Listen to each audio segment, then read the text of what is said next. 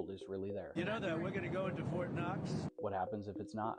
Every day, Doge comes out with new findings of hundreds of billions of dollars of wasteful spending.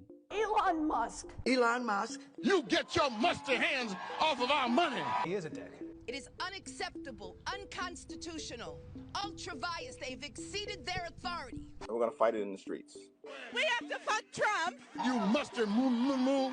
For decades, American families have struggled to provide for themselves, while the government is sending their money to various countries for projects that don't serve the advancement of the United States. Elon floats the idea to give some of the money Doge has recovered.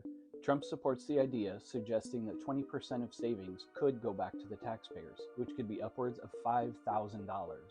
It's been hinted at, but lately seems imminent, that there are investigations going on into whether or not money was moving through U.S. aid programs. Does money come back to them? So we'll figure that out pretty easily, I think, and quickly.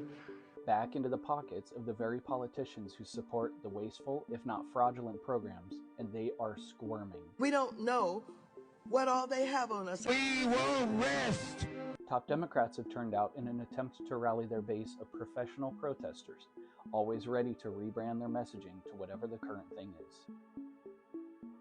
Liberal protesters have spent the last few weeks writing and choreographing multiple songs and dance routines because they are all out of ideas to draw in new support for their causes. Which side are you on?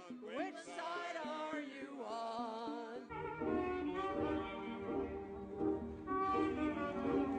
Their album is set to release later this year. Zelensky tries to rally Europe to create their own military alliance in an attempt to siphon their money after Trump shut off the faucet to Ukraine. An army of Europe.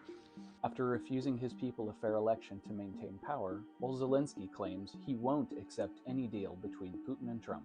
In typical Trump fashion, the president took to social media to blast a few select people, including Zelensky, essentially calling him a dictator and accusing him of wasting hundreds of billions of dollars on a war he had no plan to end.